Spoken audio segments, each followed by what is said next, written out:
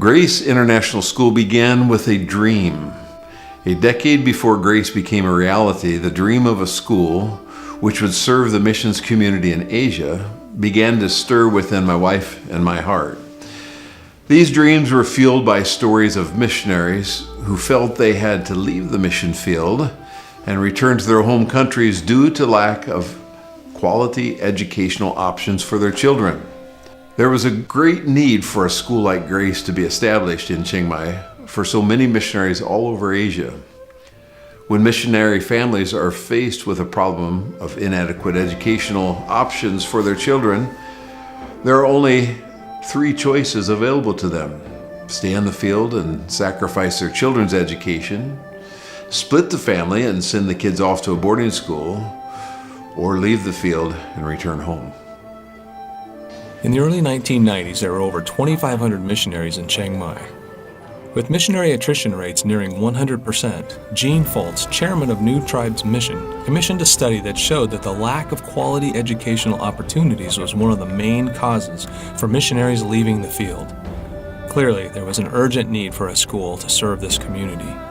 Gene, his wife Sherry, and their children were serving as missionaries in Chiang Mai, Thailand, when God first began to spark Gene's imagination with the vision of what would later become Grace International School.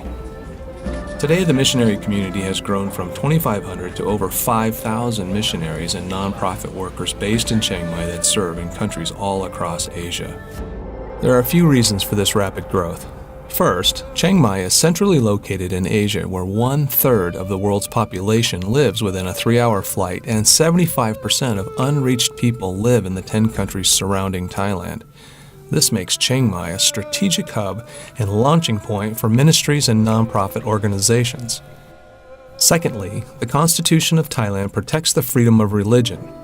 This means that even though Thailand is 95% Buddhist, missionaries and churches can be open with their faith without interference from the government. In addition, Chiang Mai's beauty, affordability, and amenities make it one of the most livable cities in the world.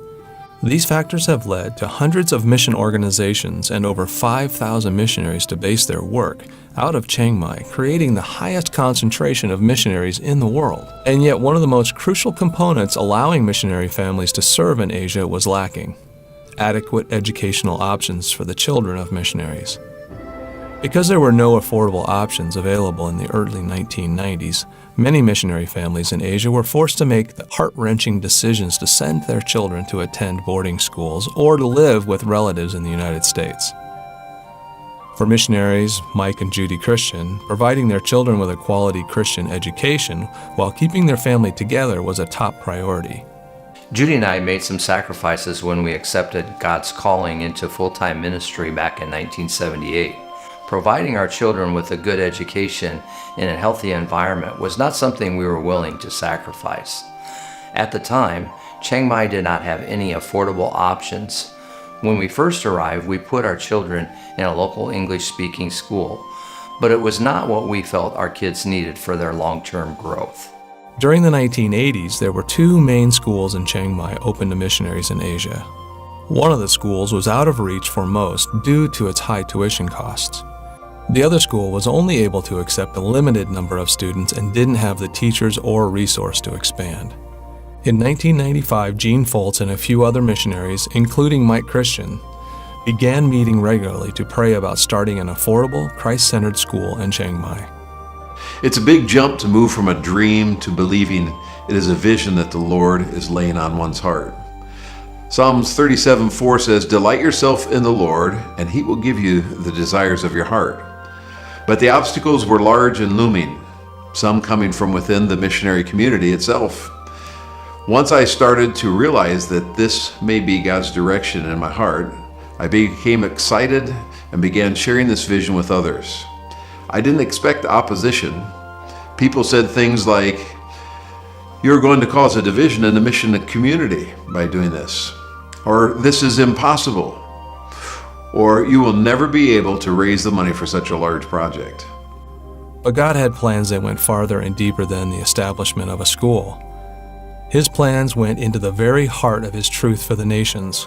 May they be brought to complete unity to let the world know that You sent Me, and have loved them just as You have loved Me. John 17:23. Believers living in unity and oneness are a powerful testimony to unbelievers of God's love for His children.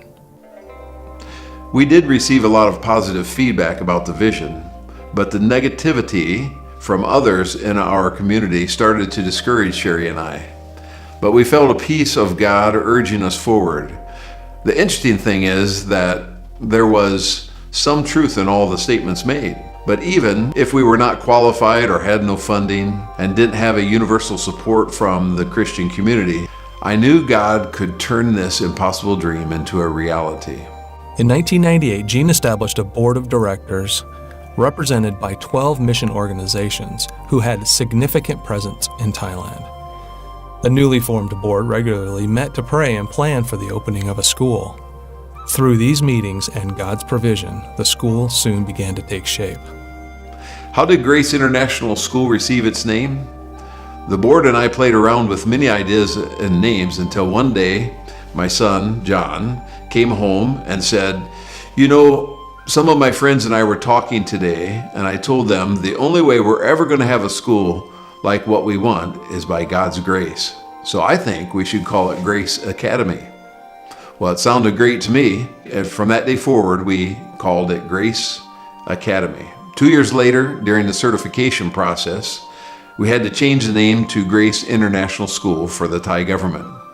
That name still exists to amplify the beauty of God's grace in all people.